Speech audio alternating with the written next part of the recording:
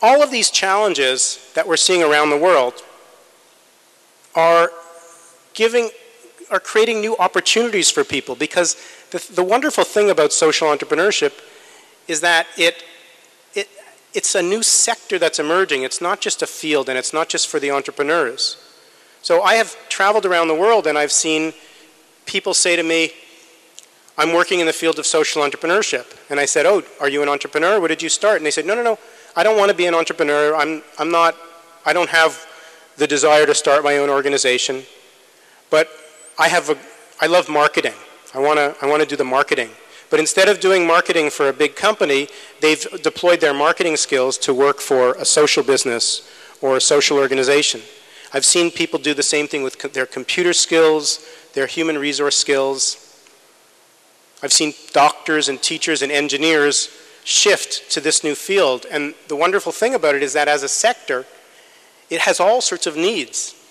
It needs writers like me to define it, because there's not enough journalists who cover solutions. It needs filmmakers to tell these stories so it can grow. It needs finance people who can figure out the new mechanisms for financing it. I mean, it really is, it's the dawn of a new sector. And we think about it, historically there was the for-profit sector and the non-profit, there was the government and business and this kind of tiny sector which was called non-profit or NGO sector. I mean, how good can a sector be when it's defined in negative terms? It's not business, it's not government. It's non-profit, it's non-governmental. What is it? It's by definition second class when you're calling it by what it's not, right? What is it? It's the citizen sector. It's the sector where citizens can fulfill the highest role of a citizen. The highest role of a citizen is to shape your society for the better. Not just to vote or to pay your taxes, but to take an active role in using your talents to build something that the world needs. And the thing is, because this sector is so broad and allows so many different ways to come into it, you can now look for really great jobs for yourself. You can decide what your interests are, what your talents are, what the world needs, what you really, really care about, sort of make a little series of diagrams and see where they all overlap, and then say, I'm going to work in that area. Where my interests, values, talents, and the world's needs all meet. And the next thing you can do is you can go on the internet and you can map out and find 20 organizations that are already working in that particular space that you think is the perfect thing for you. And those are all your mentors. You can find them very easily.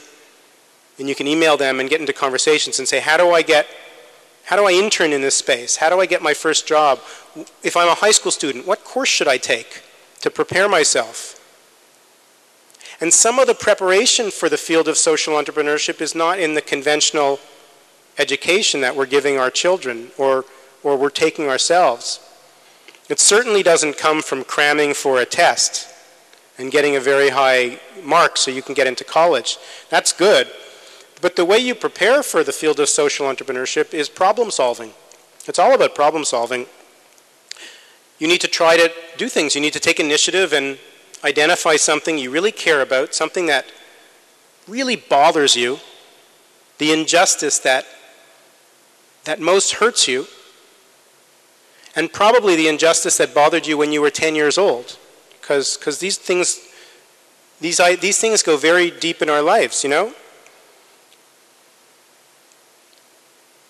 Once you identify that, you can really connect to it, and then find a way to try to find a group of other people, pull them together and say, let's try something. And the first thing you do, whatever it is, it might just be, let's just hold a meeting and discuss, bring this problem to the awareness of the administrator, of our faculty. As soon as you do that, you're going to discover what the world does to people who have new ideas. They say, you can't do that. It won't make a difference. Don't bother. No one's going to listen to you.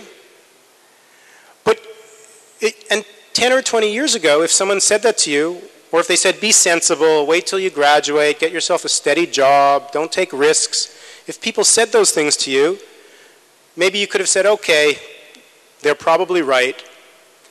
But now you can say to them, there's 10 million people around the world doing this. This isn't that new.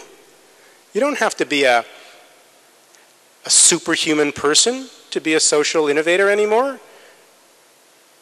You know, it's becoming mainstream.